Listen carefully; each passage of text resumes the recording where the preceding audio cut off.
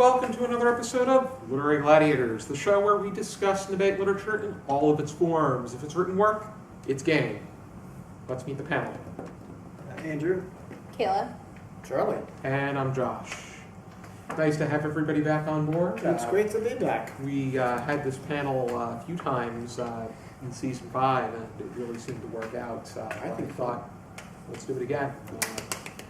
Today we're going to be going over one of my personal favorite authors in Ray Bradbury.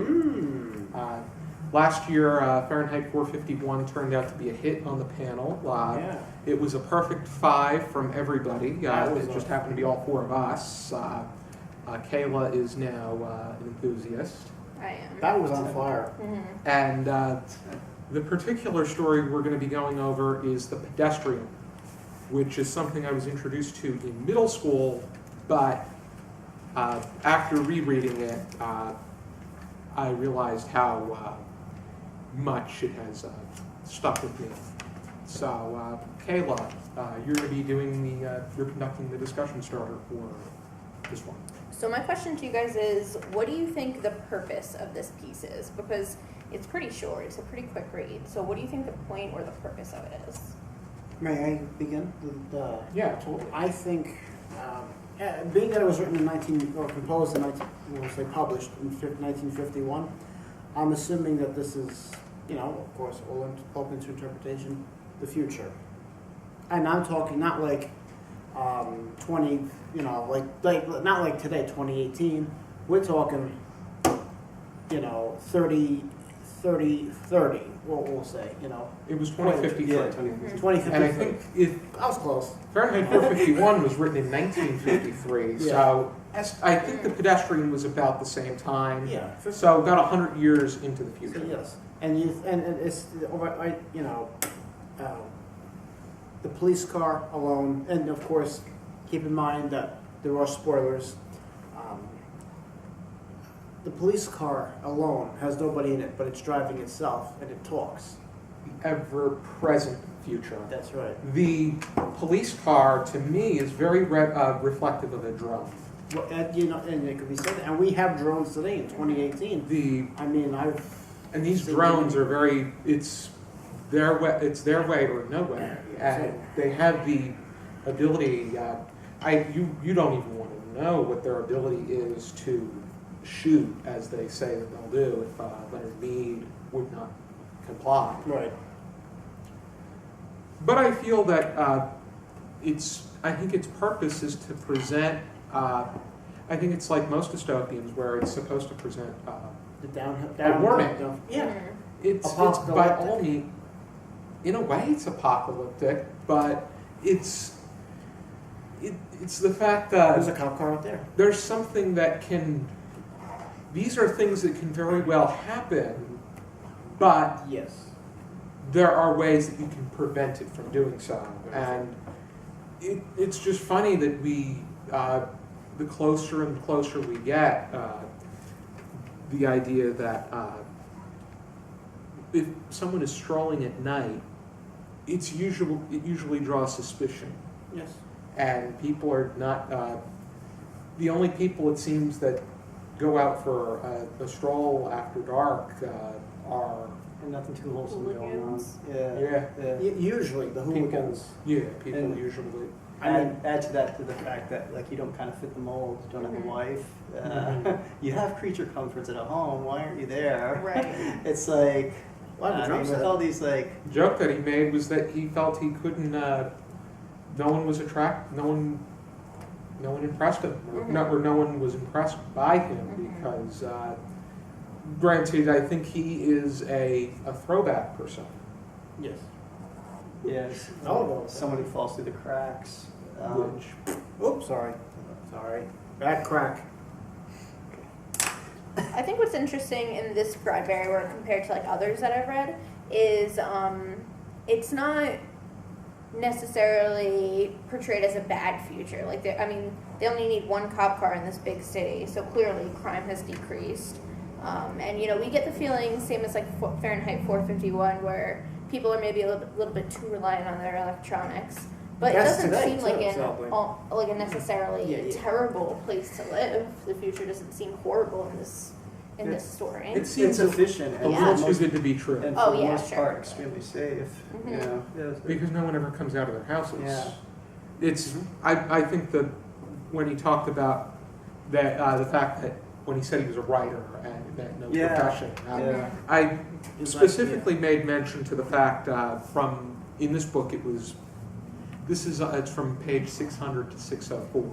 In 602, magazines and books didn't sell anymore. Everything went on in the tomb-like houses at Nightmare, he thought. Continuing his fancy, the tombs, ill-lit by television light, where the people sat like the dead, the gray or multicolored lights touching their faces, but never really touching them.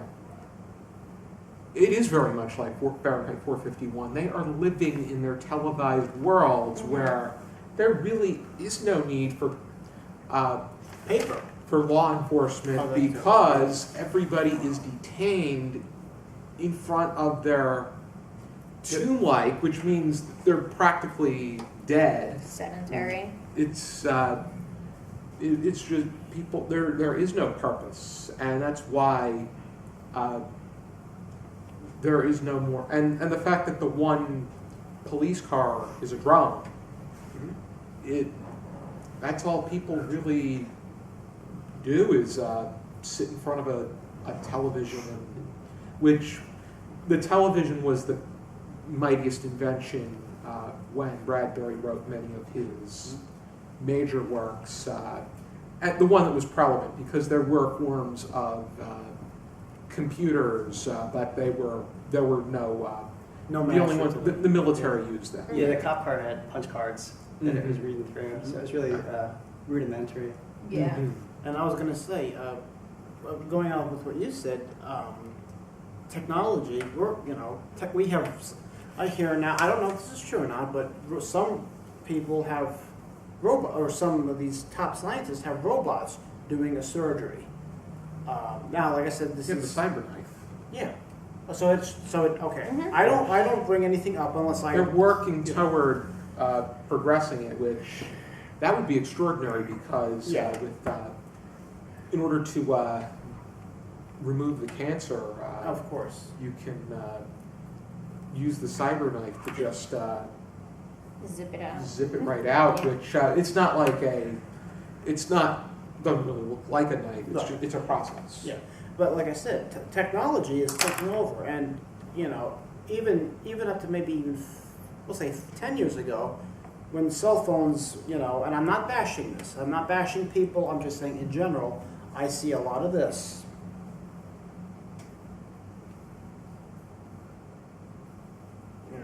That is the world we live in. I like I said, I am not trying to. I'm not judgmental. I don't mean to come off like that. I don't mean to come off as a jerk. But what I'm saying is that's what I'm seeing more and more. Already. There Not were even other, worth it. Not even worth it. And I find it interesting also that what they did with Mr. Bean, the fact that he was Yeah. sent to the Psychiatric Center for Research on Regressive Tendencies. It's interesting how they see regressive, which we see as perfectly normal. Mm-hmm. Yeah. And in some cases, some things that we desire. Yeah, I think that, I think it really shows the future Bradbury thought was going to happen, the way he thought that things were going to go. And I mean, look around you, is he that far off? Not at all. Yeah. I mean, And- in 30 years, that could still be what happens. And in ways, it may not directly be the way that it is, but if you really think hard enough, it really is. Mhm. I think there are really eerie but accurate predictions that he made. I mean, I'm sure all four of us can attest to this. When I was a kid, I still liked to read just as much as I do now, and I got ridiculed for it, and I'm sure that all four of us can attest to that. Yeah. We get remarks, but Yeah. not to the point that I think that there are I've always hated sports. and Yes, I've same always- as I've yeah, almost yeah. anything. I was, An you introvert. know, yeah. I couldn't really do All sports. the time. I mean, this is what got me my notoriety, but I was never like, Charlie, go for the ball, because I had to take gym in middle school and high school, and that was hell. I'm not gonna sugarcoat, it was hell. Really, it was. I did one pull-up my senior year. I was able to finally get one pull-up in there, and they said, holy cow, and then I almost fainted. Mm. They would cheer me on, like, come on, you can do it, he's gonna die. No, he can do it, you can do it, Charlie. Mhm. Make band mandatory. Okay, It's a hole in that wall now, probably. But still, like I said, okay. Do we have any final thoughts? I see Pedestrian. I made all of you look. There are glass windows. I know, this is why I'm going to Yeah, the go. This streets. is why I'm going downstairs, not up, in a few years. Okay. I don't know. I thought it was interesting to note that where he came from in the story, no one else lived around him. It was like I think, of course, it was to illustrate, he's the last of a dying breed, whatever. But I was also thinking, the way cities, whatever, come into being, like mill workers used to, and maybe he lived with that, writers, Mhm. and But I mean, it could be that. But it was also it didn't matter if he made a left or a right. He just wanted to go somewhere to get inspiration And his was the only. you know, He had the only house that had lights. Mhm. yeah, on. right. Given the idea that no one else was living around him. Yeah, Yeah. that, and I think everybody probably had. They just kept their houses dimly lit or dark. To It see the was TV better. yeah, just to see the TV. Which I think they made mention to the fact that they only had you had the moonlit sky, Mhm. but it was very. The lights, if they had any, were very. They were very dull. Yeah. Yes. Yeah. Probably humor. probably synthetic. Probably maybe lower Mhm. LCD that we have today. Probably a low gray. Yeah, I would say so. I don't know. Which there was. Has anybody seen that? There was a picture online that they compared North and South Korea.